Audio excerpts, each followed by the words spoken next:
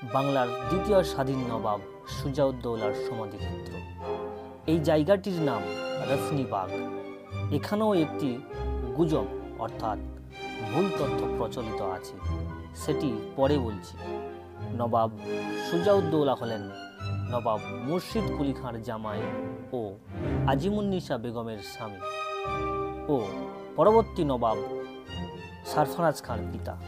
এখানে আপনারা যে সমাধিটি দেখতে পাচ্ছেন, এটি হলো নবাব সুজাউদ্দৌলার দ্বিতীয় স্ত্রী দুর্ধরা বেগমের সমাধি। প্রথম স্ত্রী আজিমুন্নিসা বেগম, যিনি নবাব মুর্শিদ কুলি খাঁর কন্যা ছিলেন।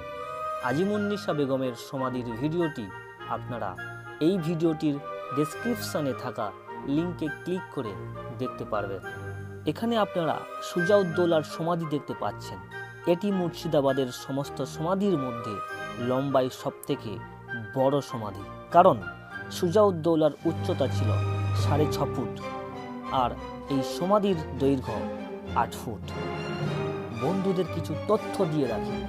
নবাব সুজাউদ্দৌলার অধীনে থাকা উড়িষ্যার শাসনকর্তা ছিলেন আলীবর্দী খাঁ এবং সুজাউদ্দৌলার প্রধানমন্ত্রী ছিলেন আলীবর্দী খাঁর দাদা হাজি আহমদ। দেওয়ান অর্থাৎ হিসাবরক্ষক ছিলেন আলমচাঁদ এবং ধনাঢ্য অর্থাৎ ব্যাংকার মানে ব্যাংকের মালিক ছিলেন জগৎ শেঠ নামে পরিচিত ফতেচাঁদ। এই জায়গাটিতে আগে সমাধি ছিল না। নবাব সুজাউদ্দৌলা এখানে জলসার আসর বসাতেন এবং পরবর্তীকালে সুজাউদ্দৌলার মৃত্যুর পর তাকে এই বেদির ওপরে সমাধি দেওয়া হয়েছে। এখানে জলের ফোয়ারার ব্যবস্থা ছিল। এটি হলো রসনিবাগের প্রবেশের পথ, কারণ নবাবের রাজপ্রাসাদ ছিল হিরাজিল পার্কে। হিরাজিল পার্ক থেকে রসনিবাগে আসতে হলে এখান থেকেই আসতে হতো। মতিঝিলের এক পাশের পার্কের নাম মতিঝিল পার্ক এবং অন্য পাশের পার্কটির নাম হিরাজিল পার্ক ছিল। আপনারা রসনিবাগের ওপাশে দেখতে পাচ্ছেন একটি শিব মন্দির। এই শিব মন্দিরের ব্যাপারে একটি ভুল তথ্য প্রচলিত আছে। এই ভুল তথ্যটি হলো মন্দিরটি নাকি সম্প্রীতির কারণে সুজাউদ্দৌলা বন্ধু ভাস্কর পণ্ডিতের জন্য নির্মাণ করেছিলেন। ভাস্কর পণ্ডিত ছিলেন একজন বর্গী অর্থাৎ মারাঠা আক্রমণকারী, কিন্তু তথ্য বলছে বর্গীরা প্রথম বাংলা আক্রমণ করেছিল 1742 সালে নবাব আলীবর্দী খাঁর আমলে। তখন ওই বর্গীদের সর্দার ছিলেন ভাস্কর পণ্ডিত। সুজাউদ্দৌলা মারা যান 1739 সালে, তার মানে তথ্যটি ভুল। 1742 সালে যখন বর্গীরা বাংলা আক্রমণ করেছিল, তখন তারা এই রসনিবাগটিও দখল করেছিল। আর ভাস্কর পণ্ডিত এখানে একটি শিব মন্দির প্রতিষ্ঠা করেছিলেন।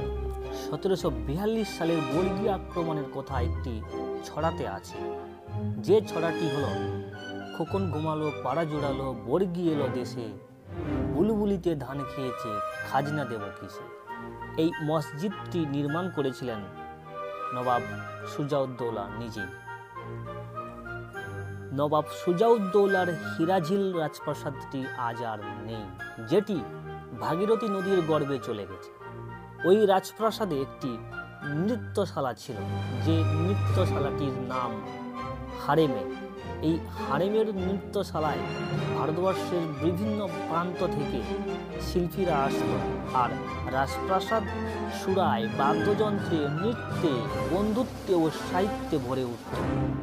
মস্তি করো, প্রজাদের কাছ থেকে খাজনা আদায় করে সম্রাটকে পাঠাও।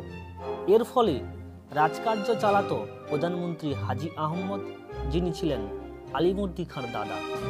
দেওয়ান আলমচাঁদ ও ধনাঢ্য জগৎ শেঠ ফতেচাঁদ, এই তিনজন মিলেই রাজকার্য চালাতেন। নবাব সুজাউদ্দৌলার শাসনকাল ছিল 1725 খ্রিস্টাব্দ থেকে 1739 খ্রিস্টাব্দ পর্যন্ত। 1739 খ্রিস্টাব্দে সুজাউদ্দৌলার মৃত্যুর পর নবাব হয়েছিলেন তাঁর ছেলে সরফরাজ খাঁ। বন্ধুরা, পরবর্তী ভিডিও আসতে চলেছে নবাব সরফরাজ খাঁর ওপর। বন্ধুরা, আমার পরবর্তী ভিডিও আপলোডিংয়ের নোটিফিকেশন পাওয়ার জন্য আমার চ্যানেলটি অবশ্যই সাবস্ক্রাইব করুন এবং ভিডিওটি ভালো লাগলে এই ভাইটিকে অবশ্যই একটি লাইক দেবেন। তাহলে বন্ধুরা, দেখা হচ্ছে পরবর্তী ভিডিওতে। Thank you, thanks for watching this video.